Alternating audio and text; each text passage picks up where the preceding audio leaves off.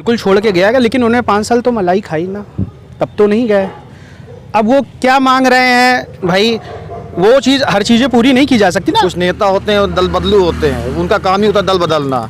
उनको भाई उनको विधानसभा में बैठना ही बैठना, चाहे इधर बैठे उधर बैठे चाहे इधर बैठे, उनका काम ही है भाई। के लिए अभी कोई अच्छा कदम नहीं उठाया जा रहा है, जो उठाया जा रहा है उनके खिलाफ ही उठाया जा रहा है। इसलिए जो छात्र लोग हैं, रोजगार के ऊपर होना चाहिए, ये नहीं कि धर्म जाति के ऊपर होना चाहिए।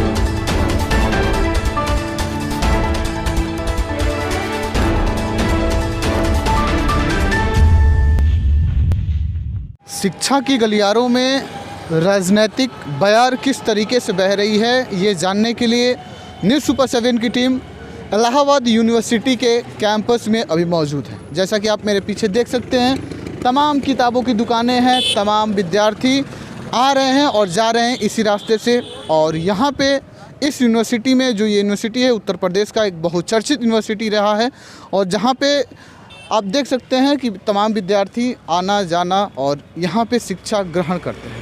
और हमारा आज जो टीम हमारी यहाँ पे मौजूद है, वो ये जानने के लिए मौजूद है कि उन युवाओं में जो राजनीतिक समझ है कितनी है, वो क्या समझते हैं और किस तरीके से वो इस राजनीति को समझ पाते हैं अपने शिक्षा के ऊपर।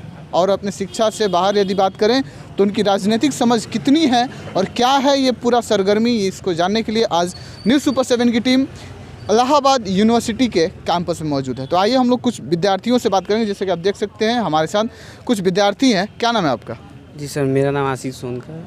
आशीष, आप इस यूनिवर्सिटी में कब से पढ़ाई कर रहे हैं? तीसरा साल है मेरा, थर्ड ईयर। कौन सा फैकल्टी है आपका? Art faculty, main campus. Art faculty है, मेन कैंपस है।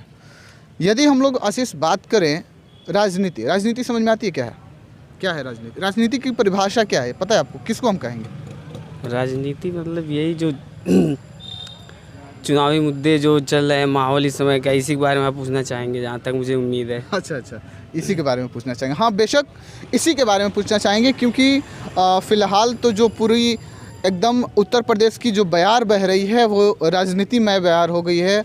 अपने अपने दलों की लोग बातें करते हैं, लेकिन हम दल और पार्टी से ऊपर बात करेंगे खुद की समझ की, कि यदि आशीष से बात करें तो आशीष कितना समझ पाता है राजनीति को?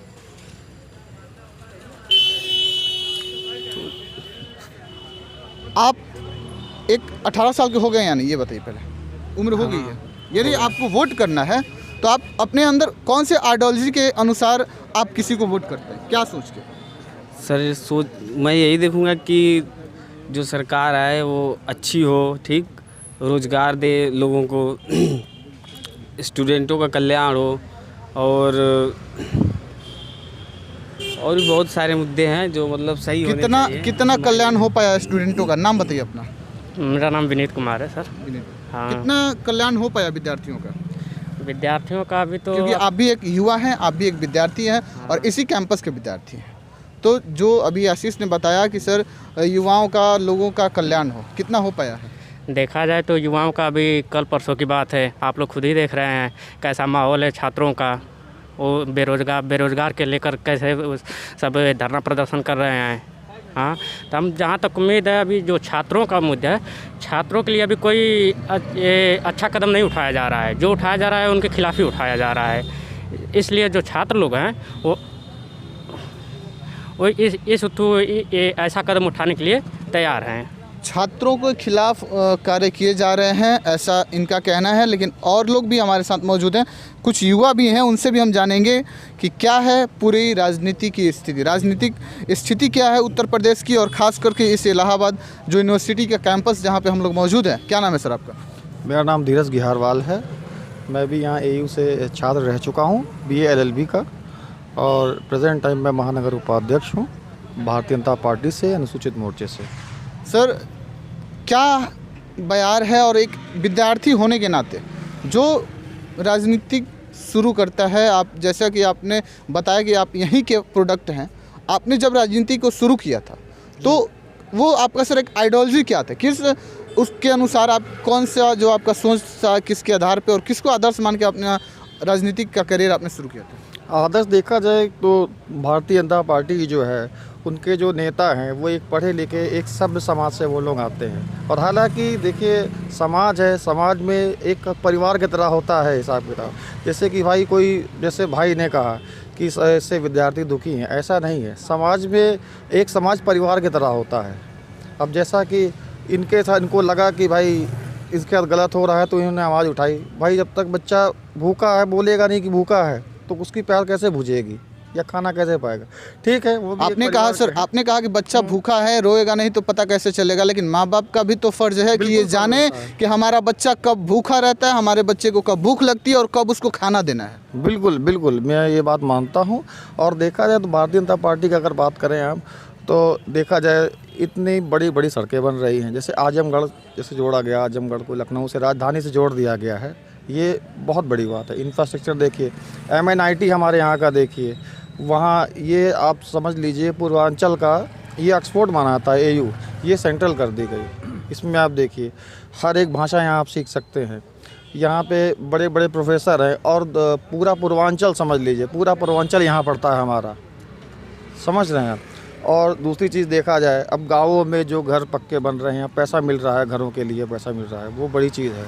आपने कहा कि बड़ी चीज़ें हैं, भाषा सीख सकते हैं, और जो ये AU है कई भाषा तो भाषाओं का विकास तो हो रहा है, लेकिन उसके साथ साथ सर पूरे देश में वर्तमान स्थिति ये है कि युवा सड़कों पे हैं, रेल के पटरियों पे हैं, आगजनी कर रहे हैं और अपने रोजगार के लिए और अपने हक के लिए लड़ रहे हैं, वो भी सरकार से। वो विपक्षी दल के कार्यकर्ता हैं जो अपने हक के लिए लड़ाई लड़ रहे हैं, क्योंकि उनकी दुकानें प्रॉपर वे में बंद हो। सर यहाँ पे रोकना चाहूँगा आपको। आपने कहा कि विपक्षी दल के लोग हैं जो अपने हक के लिए लड़ रहे हैं, ठीक है, तो क्या विपक्ष का ये धर्म नहीं है कि वो अपने हक के लिए लड़ाई करे आपसे? लड़ाई के लिए रोका किसने है, लेकिन अनार्गल तरीके से वो अपने आप को पेश कर रहे हैं ना, कि रेलवे ट्रैक को रोक लेना, आप अपनी उसी भाषा को इस्तेमाल कर रहे हैं जैसे पहले की आप गुंडाई चरम सीमा पे थी आपकी, आप उसको नहीं कर सकते। आपको लोकतांत्रिक व्यवस्था है, आपको दिया गया है, आप उसमें अपना अधिकार पाने के लिए आप कहीं पे धरना कर सकते हैं, मौन तरीके से भी कुछ किया जा सकता है। लेकिन आप चाहें कि हम रेलवे ट्रैक रोक लें और भी तरीके से किसी का मकान कब्जा कर ले, दुकान कब्जा कर ले, तो ये संभव नहीं है। प्रोटेस्ट उसमें किसी का नुकसान नहीं होना बिल्कुल चाहिए। सर, आएंगे सर, आपके पास भी आएंगे। देखिए हमारे कैमरे के पीछे जैसे ही न्यूज़ सुपर 7 का कैमरा ओपन हुआ, विद्यार्थी अलग अलग जगहों पे खड़े होते हैं और पूछते हैं कि सर कहाँ से हैं आप। तो आइए पहले हम जानेंगे कि क्या नाम है बाबू आपका? अभिषेक कुमार यादव। पढ़ते हैं इसी कैंपस में? हाँ, कौन सा फैकल्टी आपका? अभी फर्स्ट ईयर है, अभी एडमिशन कराया, अभी हमारा कॉलेज अभी शुरू नहीं हुआ है, कॉलेज शुरू नहीं हुआ है। बंद है। ऑनलाइन प्रोसेस कराने की प्रक्रिया भी शुरू ये नहीं बताइए कि आप जो पढ़ाई कर रहे हैं, ठीक है, पढ़ने के बाद आपका एम क्या है? हुआ। सर हमारा एम जैसे कि सिविल सर्विसेज में जाने का है। राजनीति के बारे में कुछ समझ में आती है? राजनीति के बारे में समझ नहीं आते, मतलब उसके बारे में उतना विचार नहीं आता है। मत क्या होता है ये पता आपको? मत वोट, हाँ वो पता है। वो आपका एक अधिकार है। हाँ, और 18 साल उम्र हो गई आपकी? नहीं अभी नहीं। अभी नहीं हुई है। तो आपके अनुसार हाँ, जो वोट होता है वो बहुत ही महत्वपूर्ण होता है, ये भी पता है, ठीक है। तो आप जब आप हो जाते हैं 18 वर्ष के, या फिर अब वर्तमान की आपकी समझ है, वोट कैसे होना चाहिए, किसको वोट देना सर चाहिए? जैसे कि हमारे हिसाब से या सभी लोग के हिसाब से जो होना चाहिए वो शिक्षा के ऊपर होना चाहिए, और जैसे विकास के ऊपर होना चाहिए, इन्हीं सभी चीज़ों के ऊपर होना चाहिए, रोजगार के ऊपर होना चाहिए, ये नहीं कि धर्म जाति के ऊपर होना चाहिए। देखिए हमारे पीछे कैमरामैन से चाहेंगे कि वो दिखाएं, ये इन हाथों में ये मोटी मोटी किताबें और कॉपी लेकर के ये लोग पूरे दिन और पूरी रात मेहनत करते हैं, पढ़ते हैं, और पढ़ने के बाद अंत में कभी कभी ये देखने को मिलता है जैसे कि वर्तमान स्थितियाँ आपको देखने को मिल रही हैं, जो हालात है। खैर आइए बात कर, क्या नाम है आपका? प्रभात सिंह। प्रभात सिंह। कहाँ पे, यहाँ पे किस फैकल्टी में पढ़ाई करते हैं? 12th में। 12th में है। प्रभात, ये बताइए कि आपने ये मोटी किताबें रखी हैं और गवर्नमेंट के ख़िलाफ़ आप ही के दोस्त, आपके जो कलीग्स हैं और जो विद्यार्थी हैं वो सड़कों पे हैं, कारण बेरोजगारी। इस बारे में आपका क्या कहना है? आपके अनुसार बेरोजगारी है देश में? हाँ, क्या होना चाहिए उसके लिए? गवर्नमेंट से क्या अपील करेंगे आप? चलिए कोई नहीं, जब माइक जाता है लोग सहम से जाते हैं और अपनी बातों को स्पष्टता से नहीं कह पाते हैं जो कि उनको कहना चाहिए। आइए हमारे साथ और लोग हैं, हम उनको भी मौका देंगे। क्या नाम है सर आपका? रजत कैथवास। सर, जैसा कि भाई साहब ने बताया कि सरकारें काम कर रही हैं और अलग अलग तरीके से काम होता है, और जो प्रोटेस्ट का जहाँ तक बात है, इन्होंने कहा कि लोग जो प्रोटेस्ट कर रहे हैं, वाकई ये सच्चाई है, आपका हक है, आप प्रोटेस्ट करिए, सरकार से लड़िए, लेकिन जो संपत्ति है उसका नुकसान नहीं होना चाहिए।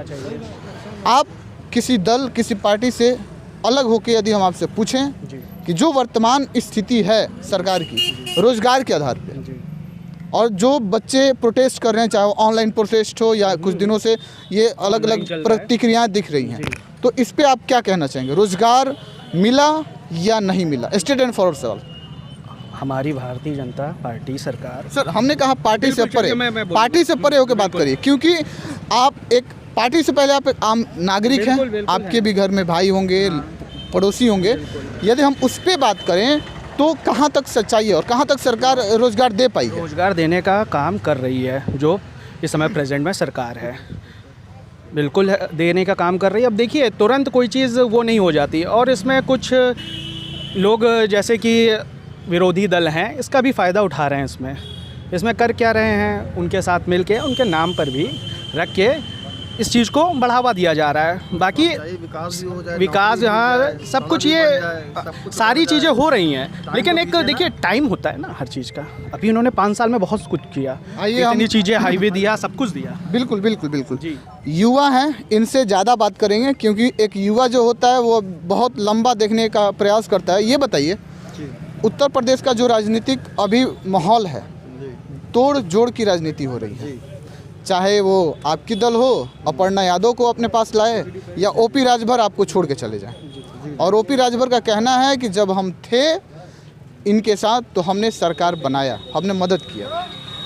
नहीं, ऐसा बिल्कुल नहीं है। आप उनको तो जानते ही हैं। आप मतलब राजभर जी की बात कर रहे हैं कि ओपी राजभर जी की बात कर रहे हैं? आप उनके भाई, सभी पार्टी अपने ही पार्टी की बात करती है, उसके अगेंस्ट कभी नहीं जा सकती वो। भाई उसको आप पार्टी निगलेक्ट भी कर देगी भाई, तब भी वो क्षमाएं मांगेंगे। जैसा कि आपने देखा उसमें आपके ये मोदी छोड़ गए तो कहें कि ये छोड़ देंगे, वो छोड़ देंगे, ऐसा कुछ नहीं है। कुछ नेता होते हैं और दल बदलू होते हैं, उनका काम ही होता है दल बदलना। उनको भाई, उनको विधानसभा में बैठना ही बैठना, चाहे इधर बैठे उधर बैठे, चाहे इधर बैठे, उनका काम ही है भाई, उनका काम ही है। कहीं से आए थे तो आपने ही तो लाया था, ये तो सच्चाई है सर, और आपको छोड़ के गए हैं। बिल्कुल छोड़ के गया, लेकिन उन्होंने 5 साल तो मलाई खाई ना, तब तो नहीं गए। अब वो क्या मांग रहे हैं भाई, वो चीज़, हर चीज़ें पूरी नहीं की जा सकती ना। देखिए, भारतीय जनता का विचारधारा क्या है, वो कोई भाई देखिए फैमिली टू फैमिली वो तो होता नहीं है, वो सबको मौका दिया जाता है। तो उस हिसाब से भाई जो योग्य होगा उसको दिया जाएगा, जिसका रिपोर्ट कार्ड अच्छा होगा उसको आगे मौका दिया जाएगा। अब समअप करने का कोशिश करेंगे, लगभग अंतिम सवाल आपसे सर। जो ओपी राजभर हैं, उनका इस टाइम आप भी देख रहे होंगे, जहाँ जिस भी चैनल पे भी वो जाते हैं, लगभग एक स्टेटमेंट ज़रूर होता है, चल सन्यासी मंदिर में। मतलब 10 मार्च को 10 बजे उन्होंने कहा है कि बाजा बजेगी, और वो भी सपा और उनके गठबंधन का। 10 मार्च को भारतीय जनता पार्टी 300 प्लस के साथ सरकार बनाने जा रही है, ऐसा हम लोगों को विश्वास और आशा के साथ हम बता रहे हैं। चाहे स्वामी प्रसाद मौर्य जी हों, चाहे राजभर जी हों, या जो भी हो, जब उनके बेटे को टिकट मिल जाता तो उनके लिए भारतीय जनता पार्टी ओबीसी की भी राजनीति करती है, सबकी राजनीति बढ़िया होती। आज बेटे को टिकट नहीं मिला तो पिताजी को लग रहा है कि भारतीय जनता पार्टी ओबीसी पिछड़ों दलितों का शोषण कर रही है। और कितना सीट आप अनुमान कर सकते हैं, भाजपा कितना ला रही है? 300 प्लस के साथ भारतीय जनता पार्टी 10 मार्च को सरकार बनाएगी। जैसा कि आपने देखा, ये है चुनावी माहौल, ये है सरगर्मियाँ। बच्चों से भी हमने बात किया, उनका भी मत जाना कि क्या है स्थिति और कितना समझ वो राजनीति के बारे में रखते हैं।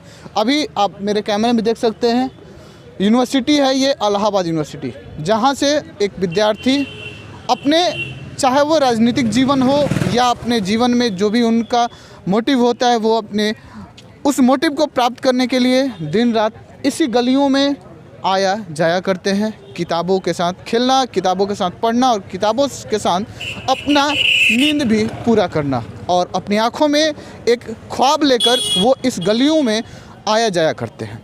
न्यूज़ सुपर 7 की टीम पूरे उत्तर प्रदेश में क्या है माहौल, वो आप तक बताती रहेगी और आपको उन सारी चीज़ों से वाकिफ़ कराती रहेगी कि किस तरीके से सरकारें बन रही है, कौन जोड़ रहा है और कौन तोड़ने की राजनीति कर रहा है। आप देखते रहे न्यूज़ सुपर 7। तब तक आप हमारी पूरी टीम को दीजिए इजाज़त। धन्यवाद।